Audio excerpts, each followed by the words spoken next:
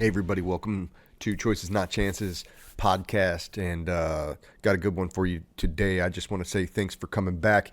And so today we're going to talk to an IDF Special Forces soldier. His name is Doron Keidar. He's going to give us a couple of different things. This is going to be a part one of a two-part episode, and in this part one, Doron's going to talk a lot about the historical context to Palestine, the historical context to the issue in Gaza, the biblical issue in Gaza. Going to do a little bit of historical context, kind of the land, of the heritage of the land, and then kind of move through his life, where he was born, some tragic incidents from when he was very young, and then kind of how he ended up where he is today. And then this episode will stop just short of the invasion of Gaza, just a little bit into that, and we'll pick up episode 2 coming back. So I hope you guys enjoy it. Doron Keidar. Name had come up from Joe Munisteri, somebody who you've recorded, who was also on my show. And not only that, it's been, I followed the conflict over there pretty close. But if you could just tell me, like, start from the beginning as far as like how you even, where you live, how you got called back to the conflict and such, and then we can kind of go from there. But yeah, I Yeah. guess let's just start there. I have so many questions that are way way down the road from that, but I guess let's start at the beginning and kind of work Yeah. our way that way. Well, so where I live in the Judean mountains, just outside of Jerusalem. Um, I have the privilege of living in the land of the Bible. I have the privilege of literally just down the road from here is where King David had slain Goliath as a young lad when he went toe to toe with this giant, and then later took down his brothers. Mm, And so the land where King David established his kingdom, built his fortified cities. Khirbet Kaifa, it's just down the road from here, just next to where he slew Goliath, and then later on moved his capital up to. Well, first he established his capital in Hebron for 7.5 years, which is also not too far from me as well, and then moved his way up to wow. Jerusalem and established his kingdom. So basically, I'm in the heart of the Bible, in the heart of where Bible was fulfilled, where the Philistines. So I live kind of on the mountains where the Philistines kind of controlled the main highways back in the day. 2000 was it no 3,000 years ago. Um, 10 was 1,000 years BCE for those who want a little bit of a history. And so today I live just kind of surrounded with all of that biblical history and these beautiful mountains. And my background is that my family came from the United States. My father was a War II veteran who fought in the submarine units. He had lied about his age because he heard that Jews were being murdered. My dad wasn't Jewish; he was a Christian. He grew up in a Protestant home where they had a baseline of an understanding that the Jewish people are important. And when the United States finally got word that Jews are being murdered in the Holocaust by the Nazis, my Mm, dad was like, "Okay, that's it." So he lied about his age. He was 15 years old. All his buddies that he grew up with in Washington D.C. were sending him postcards. Hey Jack, it's great over here. We're having so much fun. yeah, yeah, Yeah, and I think it was probably that just them trying to kind of drum up and make good of a crummy situation that they're going out to sure. war, and he's so-called missing out, right? Because he's too young. So I think what motivated my dad, because he wasn't like one of those Christian Zionists like you guys know of today. Anybody who knows of Hmm. Kufi or these big organizations that are kind of mainstream and take the spotlight as like these pro-Israel organizations. Sure. This is back in the 20s, the recession, etc. I mean, it was some hard times, and and for some weird reason, my dad, growing up in Washington D.C., had gotten some kind of I think, a seed planted from his dad. His dad was a boxer and a Mm. barber.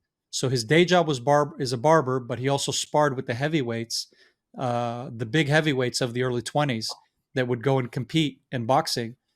And I think one day my dad came back home all beat up from coming from the neighborhood, and his dad's like, "Hey, what happened?" And he goes, "Oh, don't worry about it. I won." He goes, "Okay, but who'd you fight?" And he says, "Well, it was the rabbi's kid. No big deal." And my dad just gets stopped in his tracks. He says, "You did what?" And his dad just corrects him and says, "You know, you do not touch God's holy people. These are Mm. God's chosen people. You never raise your finger on them."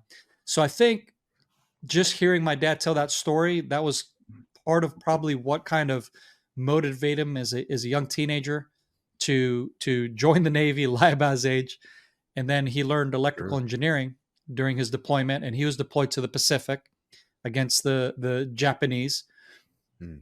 and all those wonderful places for the Navy to serve in, which is probably, I think, the the hardest sea warfare that was going on during World War II, to my understanding. Mm.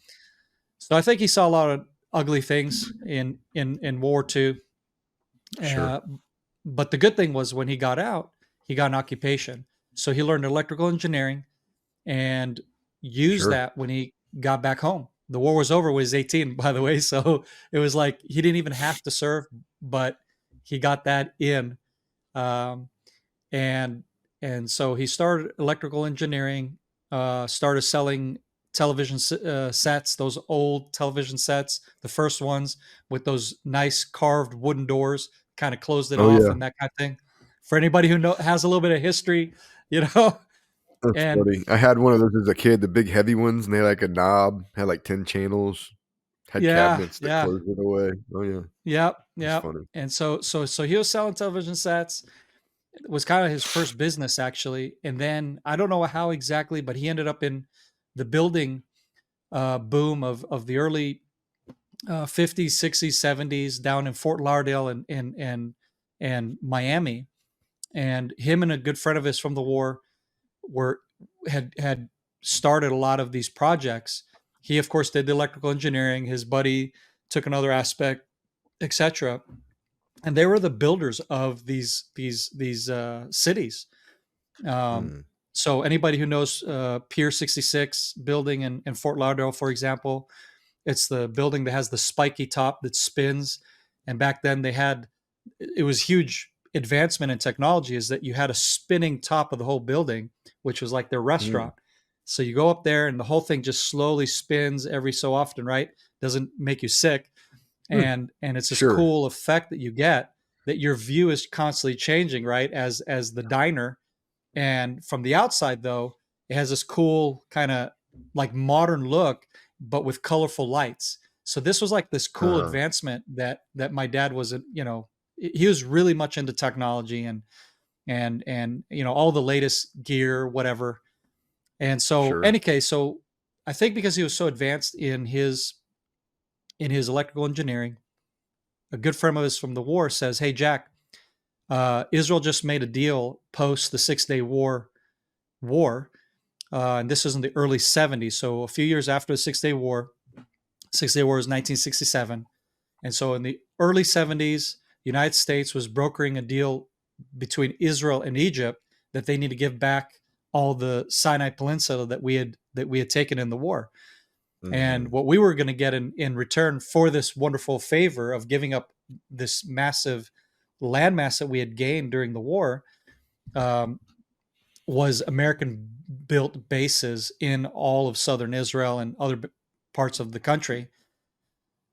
So long story short, my dad gets to be one of those electrical engineers, and of course, he was all in. He was, already had a very Yeah. strong affection for Israel, and essentially, that's how I ended up being born and raised in Israel. I was born in the early '80s, literally the beginning of the '80s, 1980.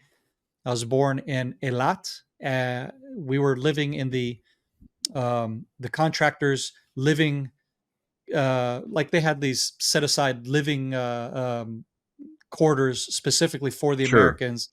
Their standards a little bit nicer than most of the people in Eilat. Eilat at that time was kind of like a backwater town, and so they had like these Hmm. nice living quarters for the Americans, and that's why I ended up being born and raised, or sorry, born in Eilat, but then later I was raised in northern Israel in a little town called Kiryat Shmona. So born in the very southern part of Israel, raised in the very northern part of Israel, neighboring our wonderful neighbors of Lebanon, being terrorized by Hezbollah growing up in the early 80s and 90s. So that's just a Yeah. quick background of how I ended up born and raised in Israel. Check. Check. Now, okay. So that was great. That was I really have no more questions. Kind of laid it out there. Now, And that's where I um, get my accent, by the way. It's an Eilat accent. You know, this is okay. how we speak in Eilat. We speak a really good English. I'm joking. I'm lost. I'm like your English is great. Uh, I didn't hear too much of an accent, but Yeah. okay. So, how long were you in Eilat before you went north? I think until I was like in my mid 1 year old age, because Oh, very my early. yeah, very early. My younger brother was already born when so my younger brother is born 2 years after me. I was born with a twin, so I had a twin brother that had actually perished in a house fire that we had in Kiryat Shmona where I'd Oh grown no. up. So it was real early. So we didn't really spend time in it a lot, really. And the reason why we actually Okay. had a home in Kiryat Shmona, and why Kiryat Shmona, because Kiryat Shmona is, to put it like this, like if you're living in the States, right? And can you think of like New Mexico? And have you ever driven through one of those towns that you blink and you're through it, You're through and it. you have, Yeah. and parts of that town is like literally falling apart, and it looks like maybe they should have filmed a western here, or some Yeah. zombie Yeah. apocalypse.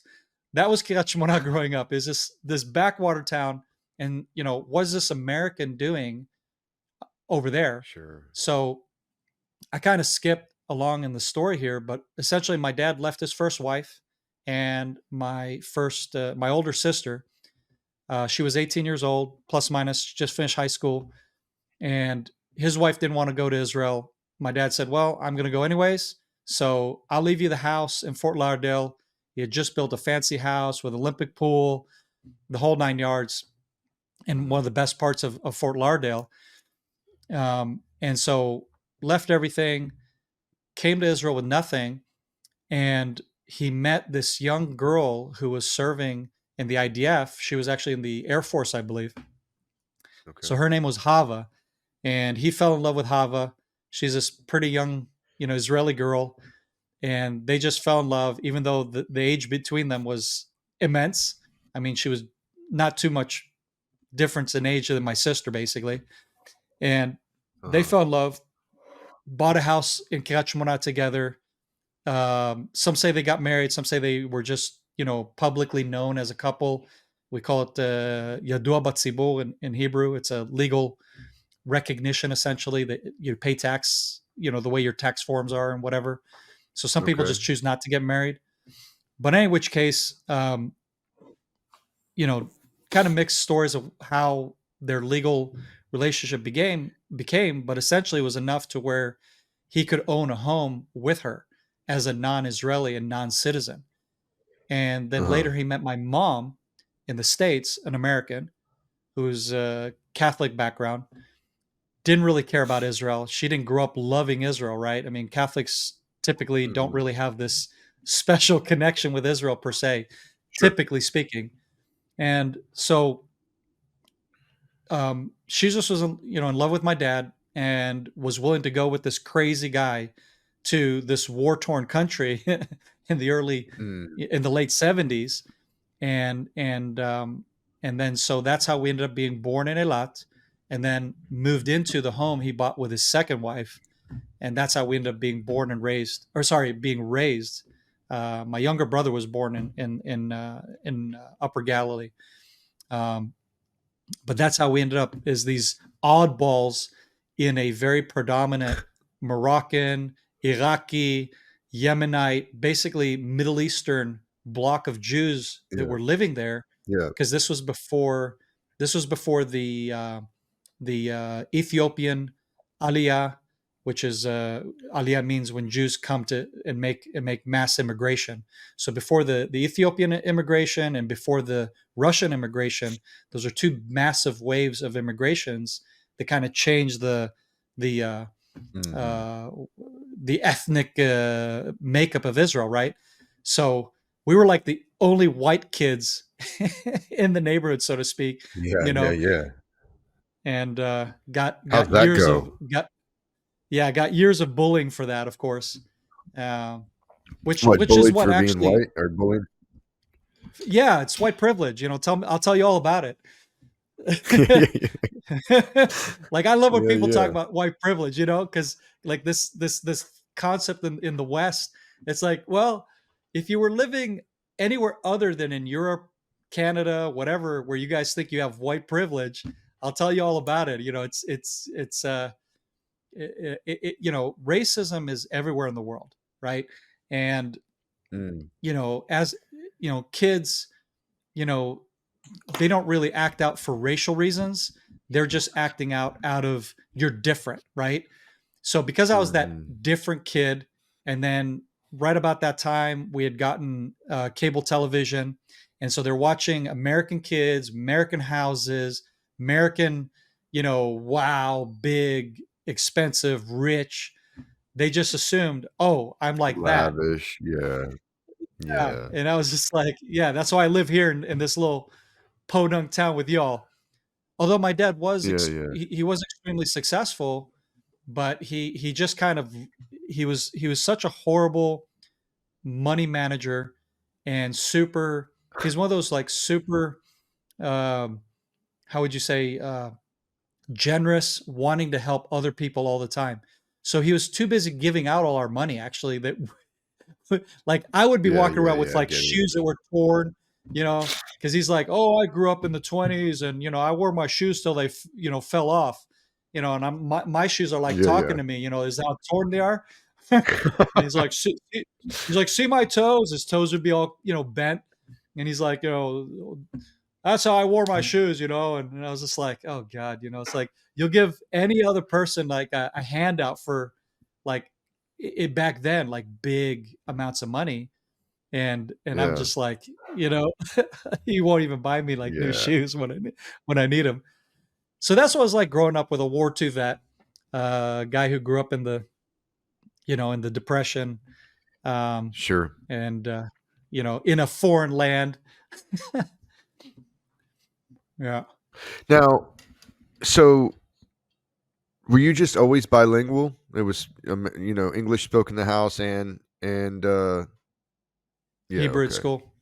Yeah. Hebrew at Yeah. school, yeah. That's right. That's right. And is there different dialects of Hebrew depending on where you are No. or So no? it's not like the States. Okay. You don't have the different dialects based on where you're from. Although Mhm. we do have small differences of dialects. So it's more like slang, right? Yeah, yeah, yeah. And as far as an actual accent difference, the accent is going to be influenced based off of where you come from in the world.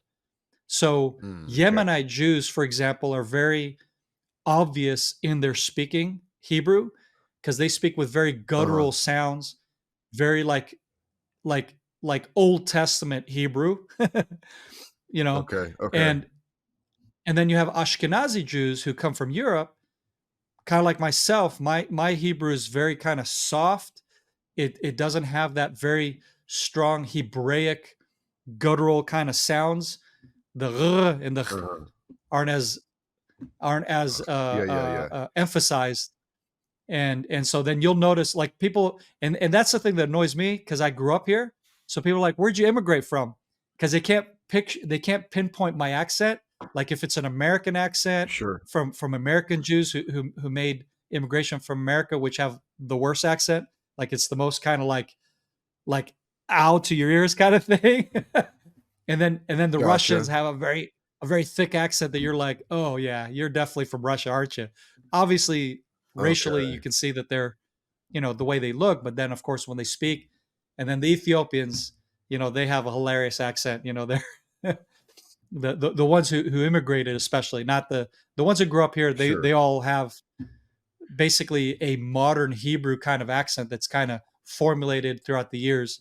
So we do have, um, yeah, like kids that grew up here and they kind of just created their own, uh, um, in a way, like their own kind of accent, so to speak, which is again more of a softer, more of a kind of Yeah, globalist yeah. kind of Hebrew, modern Hebrew speaking, and yeah, so it's funny. I mean, for when you start to learn Hebrew, and then you can hear the differences for immigrants, then you totally understand what I'm talking about. I hear like I've never been there, and I'm not. I have zero next to zero experience. But when I listen to like the news or I listen to interviews with IDF soldiers, there's Yeah, differences in how they talk, and I wondered that. I'm like, especially when they say like Hamas, and they have like a yeah, real, and I never understood it until you just said that. That's that deeper Yemenis or Russian even growl. Is that what you're yeah. saying? That Well, that no, deeper? yeah, No. yeah. That'll be mostly the Yeah. Okay. Yemeni, Iraqi. The Jews who Okay. came from Arab countries, they speak Arabic, and they're actually Arabs. And this is part of the ignorance of a Yeah. lot of the West that looks at Israel and says that Israel is an apartheid country. Israel is a colonial country, that we came here and colonialized. I'm like, colonialized Mhm. who? Arabs? You mean Yeah. Yemenites? And I mean, talk about the Houthis, yeah, who have been firing rockets at us every night now. You know, we have Jews that come Yeah. from there. We have Jews that come from Iraq. We have Jews that come from Iran, our number one enemy. We have Jews that come from every Arab country, and they're Arabs. It's just because today they live in Israel, they're Israeli and they have Israeli ID cards, but on its face, so to speak, on matter of factly, these are Arabs. I'm technically through and through a Middle Easterner. I'm not really, Yeah. my accent is very deceiving because I have an American speaking accent and American heritage.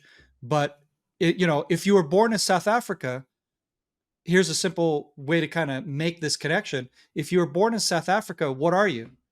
Are you a white colonialist, or are you an African? Right. Okay. Right. And you have white South Africans who are ethnically white, who have their heritage from Europe, but they were born and raised in Africa, and therefore they're African, right? And then, of Sure. course, you have the Black Africans in South Africa, and etc. But and that's not the only place. But I mean, that's like the kind of the most obvious. There's other parts of Africa where you have so-called white people, right, Caucasians, who are raised in Africa, raised in Tanzania. So he's a Tanzanian, I think but most of that it's is like, just ignorance, right? It's just ignorant, like global yes, ignorance.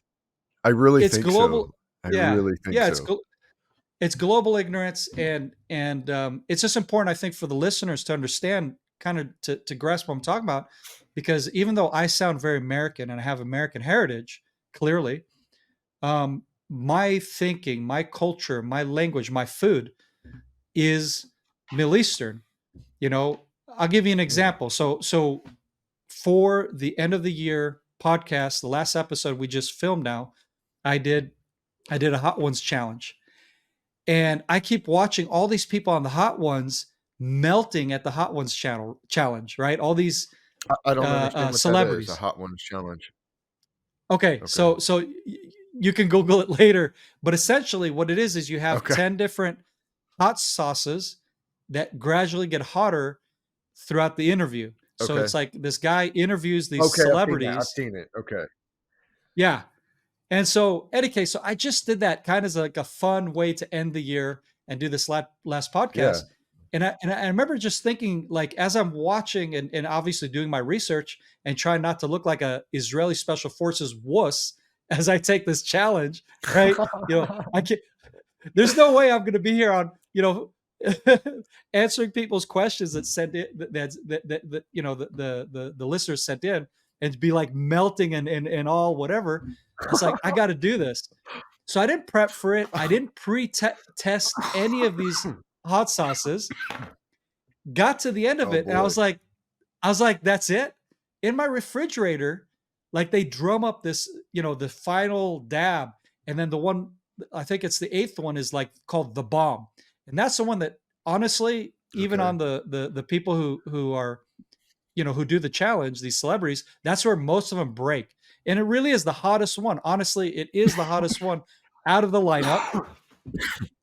This is So number I'm 8, doing the bomb. the bomb. So I do this thing, Okay. and trust me, I'm like shaking when I'm about to get this in my mouth. Like, here we go. This is the, Mm. and I was like, that's it. In my refrigerator, I have an Israeli hot sauce that puts this thing to shame, you know. Oh And all boy. that to say that, yeah, I Is might be that a is that white dude. cultural over there? Like, is everybody like the Yeah, hot no. culturally? Yeah, yeah, yeah. Okay. Oh And no, that's the thing just is you. it's not everybody, because remember, we're a mixed batch of Oh, cultures. that's true. So because I grew up with these Middle Eastern Jews, and I grew up eating hot, spicy fish and spicy sauces with Moroccans. Sure. I mean, it's like my taste buds have been so Middle Easternized that I thought, okay, maybe I'll break from this challenge, and I was like, that's it. And then the guy that's And it was helping me film, he kind of laughed. He says, I think it might be a little disappointing for your audience because you didn't really struggle through it. And I was like, oh yeah, yeah, yeah. Not gonna be as I was funny as you like, wanted it to be. yeah. And I was like, you know what? You got a point, man. But hey, I had no clue it was going to be such weak sauce, so to speak. And that's just a small example.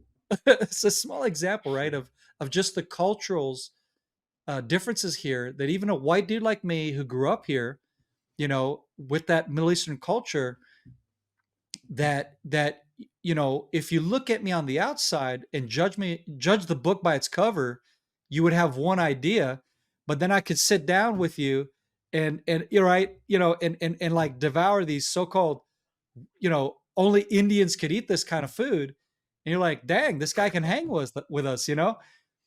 And Yeah, yeah. so yeah, so it's just That's funny awesome. like that. I mean, and that's Israel. So you have Yemenite guys who grew up in a Yemenite home, which are known for some of the most spicy foods, and they don't do spicy at all.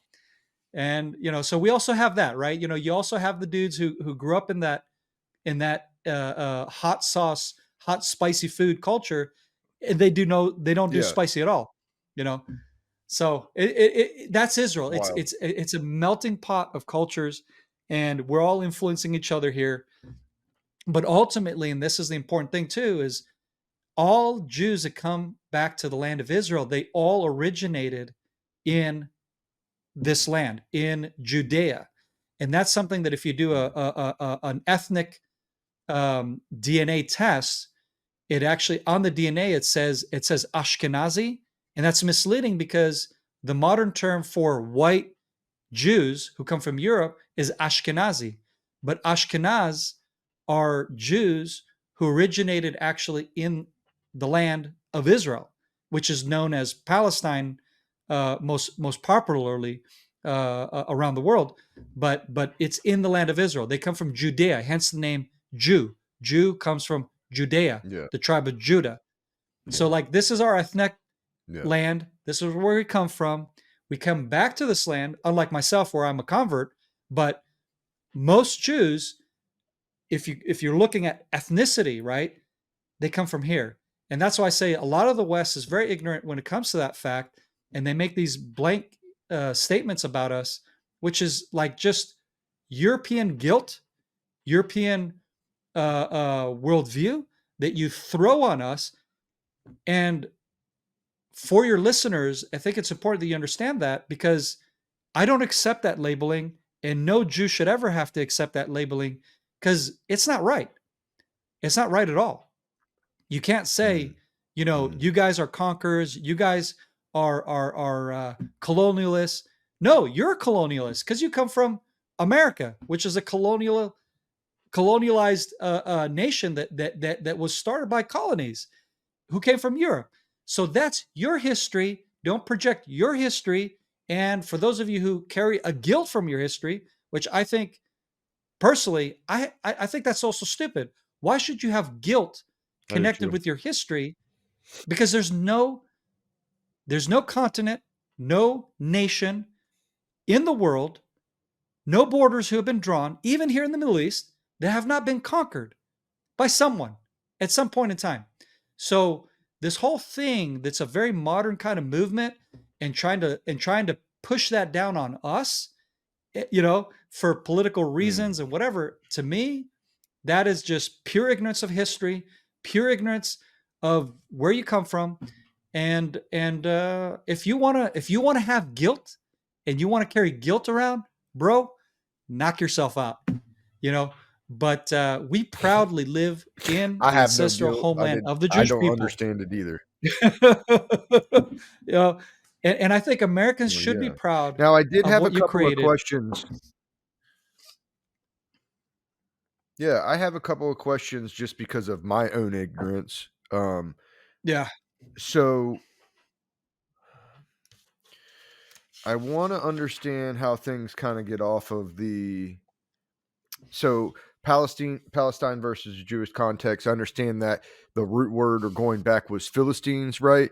I don't Okay. understand why. And This is a great I question. know there's just a massive amount of misinformation and bullshit as far as I'm concerned running around the campuses and universities in the United States, and it's because the kids don't understand shit.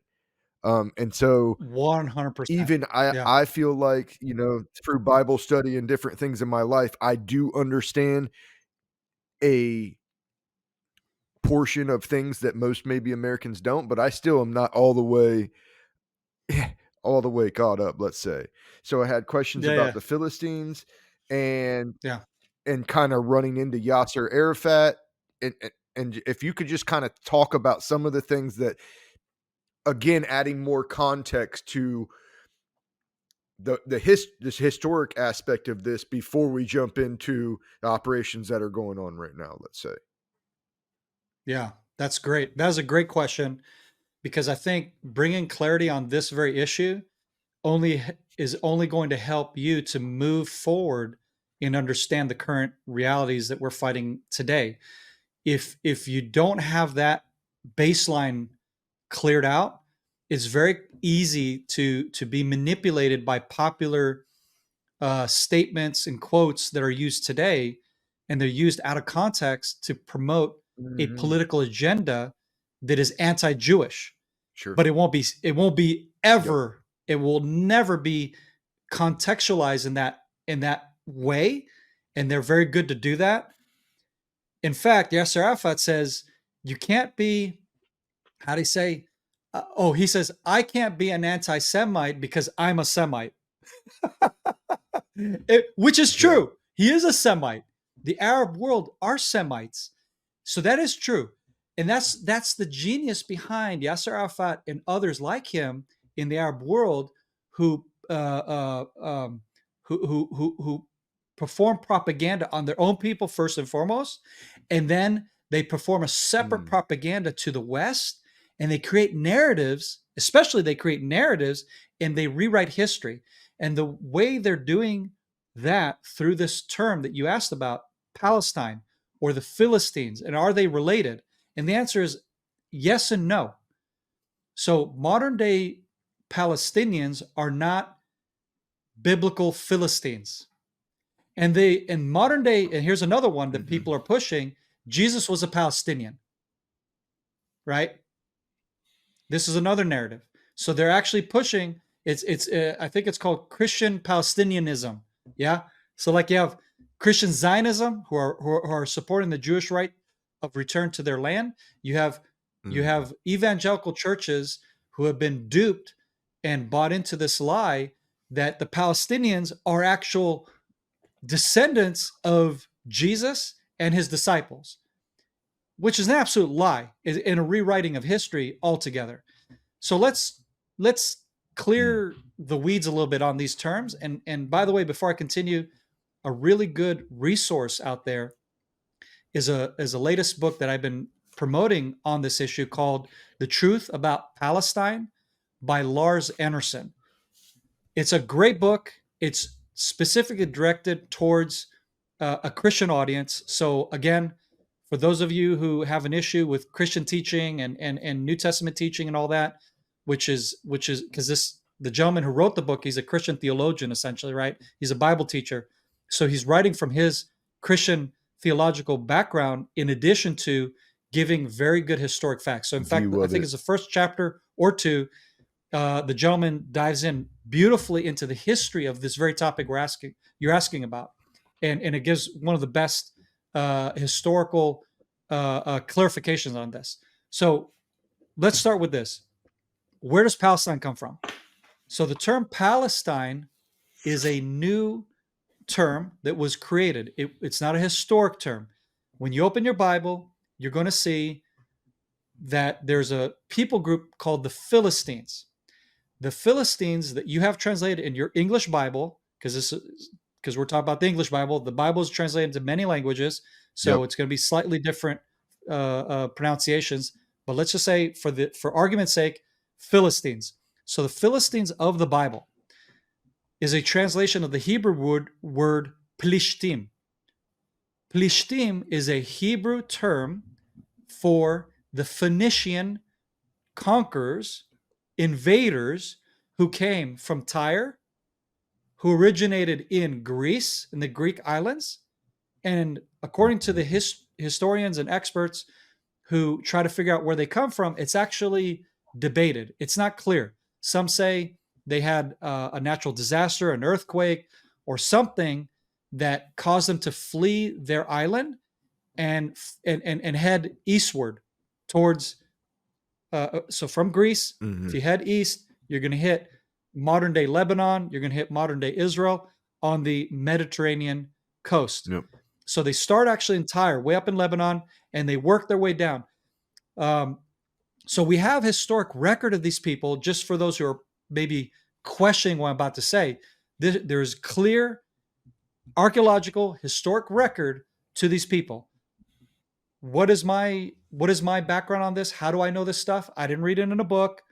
I didn't go and Google it. I went to the tour guide course during COVID.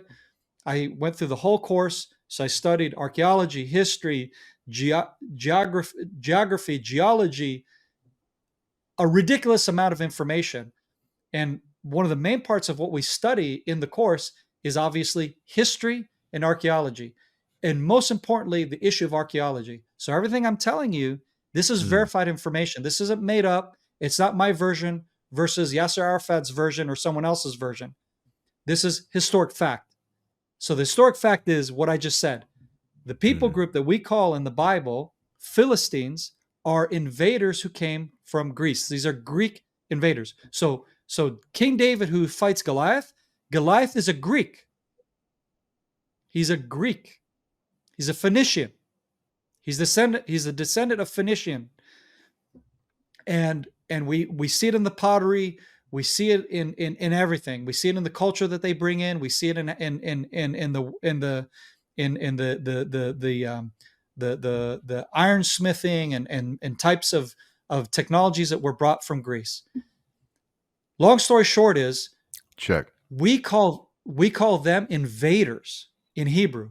The Hebrew term for invader is polesh, invader, plural, polshim.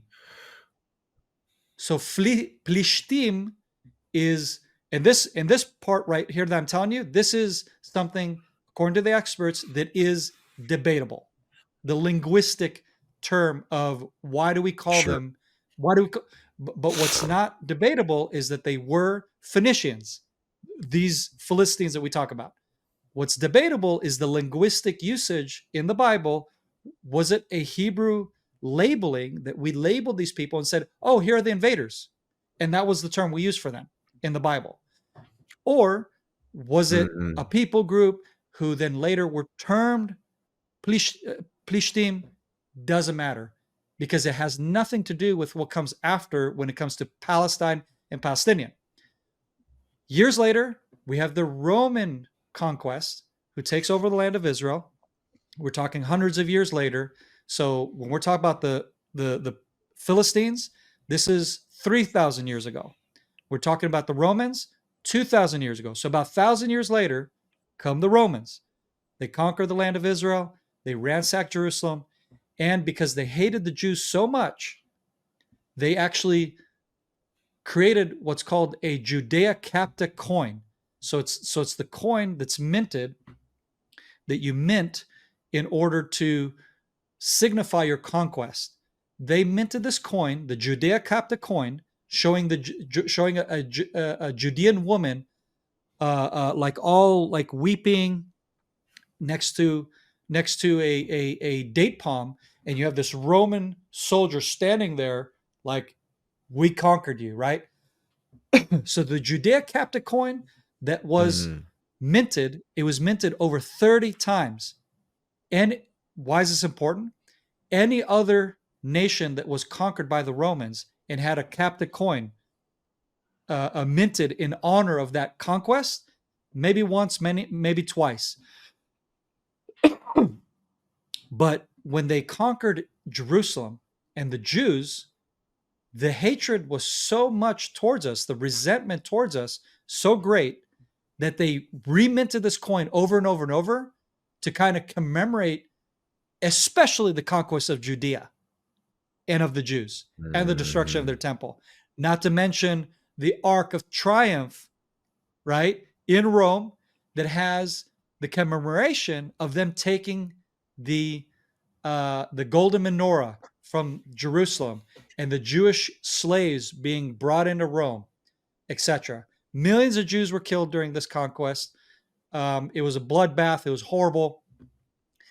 To finalize the conquest, they decided, on top of what I just pointed out, because these are important facts for people who want to understand this concept, by the way. These are very important facts. They get ignored. Because it's, it's a lot of history. Nobody Mm-hmm. wants to read that much.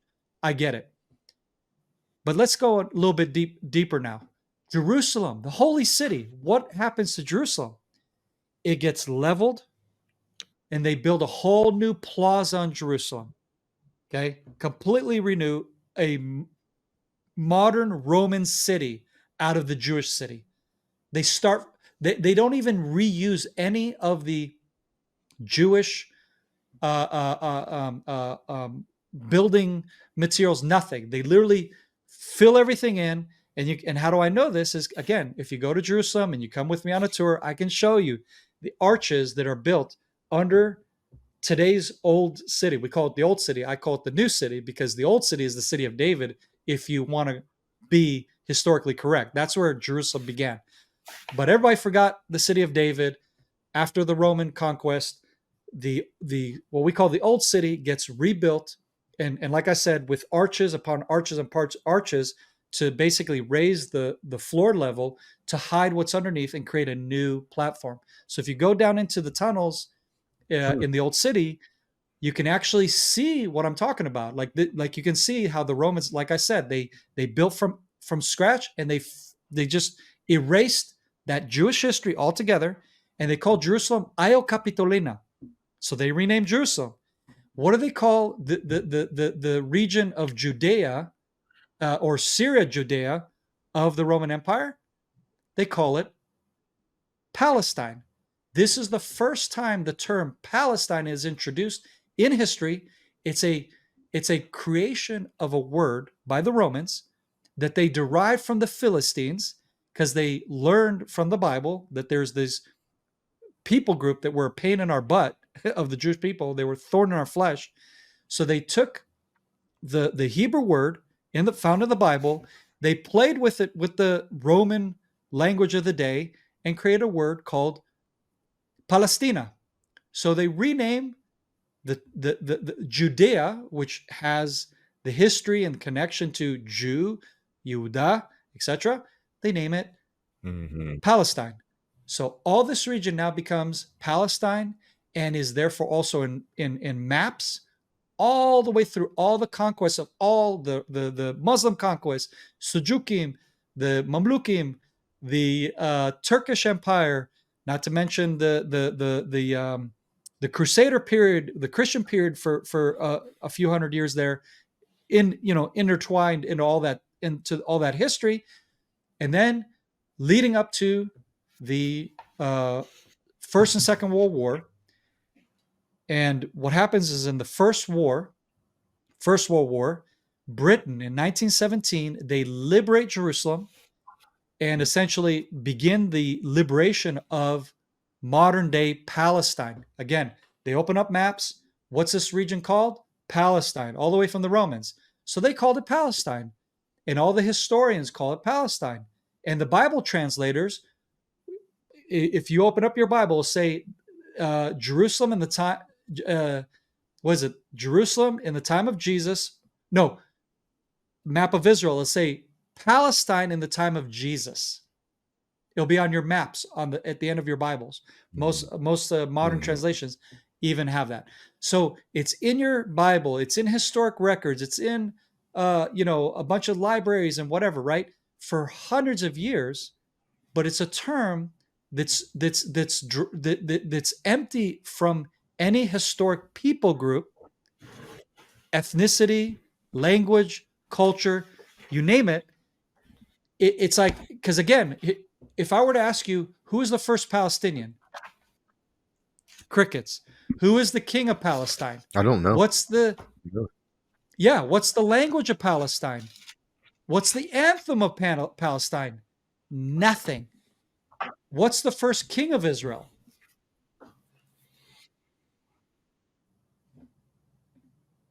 If I ask you that question, who's the first king of Israel? King David. Most people will say that, but it's actually Saul. So most people will say either King David, and if they know their history, they'll say King Saul. But globally around the world, if I ask a Chinaman, who's the first king of Israel? He will most likely say King David. Everyone's heard of David. He's the most popular king of Israel. He's the one that established the Judean kingdom after King Saul.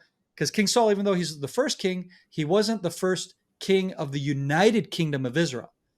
King David is the first king of the United Kingdom of Israel, and therefore in history is recognized as such by the Babylonians, by the Egyptians, by the Bible. You can find the name of David, son of David, house of David in history and in archaeology. In other words, we're not a made-up people group. I can point to the house of David in archaeology. His name points to 3,000 years ago. If I ask you, who's the first king of Palestine? What's the language? What's the culture? What's the capital? You ask what's the first capital of Israel? Most people, again, will say Jerusalem, but they will be mistaken because, again, the first kingdom or the first capital, at least under the kingdom of David, was Hebron. He ruled there for 7.5 years. He moves his throne, his ruling from Jerusalem, and from hence on, all Judean kings rule from Jerusalem, and that becomes the main center and capital of the Jewish people. Again, you had the other 10 tribes, the northern tribes.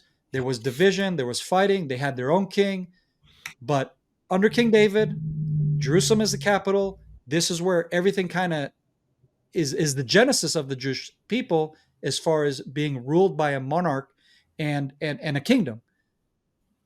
You ask the Palestinians, who's the first monarch? Where's your first capital? What's any minted coins? Anything? And the answer is silence, a deafening silence. You know what's the first Philharmonic Orchestra of Palestine? Who started that?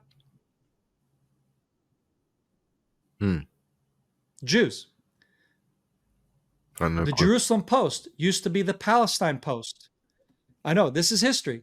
The Jerusalem Post was the Palestine Post.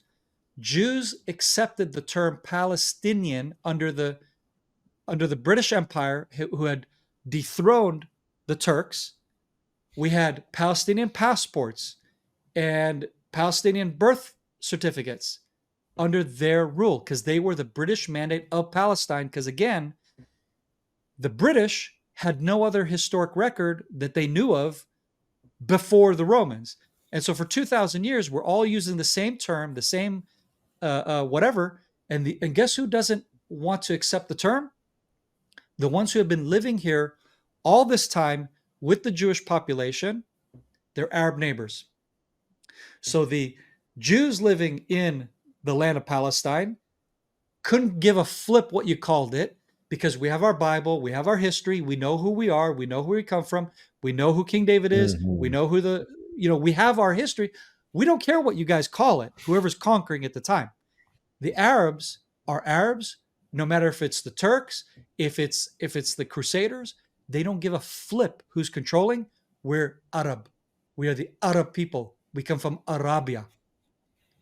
Up until Yasser Arafat. Yasser Arafat, by the coaching of the Russians, the KGB, and all of their like the version of their CIA and all that, they coached Yasser Arafat in the early 60s and said, listen, moron, you have to quit being a proud Arab who's always proud and fighting and not willing to show weakness. You will never defeat the Jews. They're too strong for you. If you want to beat them, you have to become a victim. You have to be weak. You have to show vulnerability. You have to show weakness. You have to show that you're being persecuted. You have to play the victim card. And guess what? Yasser Arafat, just look at the historic pictures.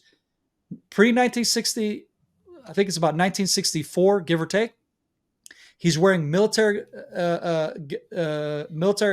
uniforms, military hat, and he's this proud military general. And all of a sudden he goes to a statesman post 1964. He becomes a statesman. He wears a suit, an ugly one, but he wears a suit and he's got his keffiyeh on. Yeah. And now he is the Palestinian representative of the Palestinian people. Now, why did I just say Palestinian? Oh, that's right. Arabs can't say Palestinian because there is no P in Arabic. So the Arabs cannot say Palestinian, but they're Palestinian. You call them a Palestinian. The Europeans who are with the blue hair on the streets of Europe screaming free Palestine from the river to the sea, don't know which river, what sea, and guess what? The one that you're fighting for can't even say Palestinian. They can't even say Palestine. You're the only one that can say it because it's part of your linguistic language that you inherited from the Romans and from the Greeks. The Arab speaks Arabic, which is part of the Hebraic language that we speak here, the Aramaic, etc., where we get the Hebrew. We speak a different language, and in the Hebrew, we do have the P sound, but that is, again, more of a modern influence on the Hebrew, to my understanding. But in any which case, Arabs can't say P. Is modern Israelis in the modernized Hebrew version of Hebrew, we're able to say P because we have telephone and we have all these modern words that we have introduced into our language. We don't have a problem with saying P. The Arabs, who you call Palestinians, can't call themselves Palestinians. None of these questions people ask, the elephant in the room, so to speak, because they just go blindly behind and follow blindly behind these narratives, which are just propaganda that are causing you to join a movement, a social justice movement, which is based off of thin air. You want to have a real social justice movement and you want to fight for the Indians, the Native Americans, like, some people want to, make that into an issue. Well, guess what? We're the Native Americans of the land of Palestine. The Jew comes from Judea. He was ethnically cleansed out of Judea by the Greeks, by the Romans, by the Crusaders. Everybody who came through here tried to eradicate us while also having their fight with other, other people groups, if it's Islam or what have you. The Jews have always been in the middle, but we're the only ones who really have an ethnic connection to this land, a history that surpasses 3,000 years, all the way back to Abraham, Isaac, and Jacob. And now we're already pushing back to 4,000 years.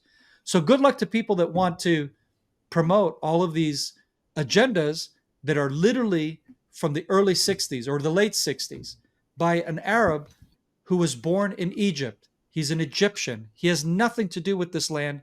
He has no connection here. They're real ethnic Arabs who do come ethnically from the land of Israel, and they are citizens of Israel today. They are welcomed into the government. They are sitting as Supreme Court judges and or in military and or in government. There is no not neither a genocide nor an apartheid going on here. There is a culture of Israelis, of Jews who have come back to their land, have revived this land, and have welcomed all into this country as citizens. For those who want to participate, for those who want to fight and choose war, well, you're gonna meet the sword, because that's the Jewish people. On the one hand, we carry the Torah, our history, our commandments, who we are as a people, as an identity. We carry that on the one hand, but on the other hand, we carry a sword, because we have learned through history that history repeats itself. People will always try to eradicate the Jewish people. They will always try to come against the promise of God to the people of Israel. And people like myself who recognize that history and are aware of that, we learn to become defenders and warriors, because we don't want to be caught off guard and be eradicated again because of ignorant people, hateful people, and a lot of what we're seeing today spreading all throughout Europe and America, Canada, etc. Yeah. Yeah. Now, and that was great. That was great. Now, I probably have some more questions along the way, but. All right, guys, that's it for this episode. Unfortunately, myself and Doron had a little bit of a technical issue with some of the software that we're recording from. Plus, Israel's a long way from NC, right? So we're going to work that out, though, and we're going to come back with a part 2 kind of covering the combat in Gaza and some of the different lessons learned and stories that Doron has for us on the part 2. So I hope you enjoyed the part 1. I hope that you enjoyed at least a little bit of the biblical context of what was going on there, and the conversations, at least for myself, highly enlightening, and kind of culled some of my ignorance in the situation. And I hope that you share this out, because there are people everywhere just like me that don't have the full context, because we haven't been there, we haven't talked to these people, and that was one of the big reasons for the interview. So shout out to Ms. Jo Munisteri for putting me in connection with or in contact with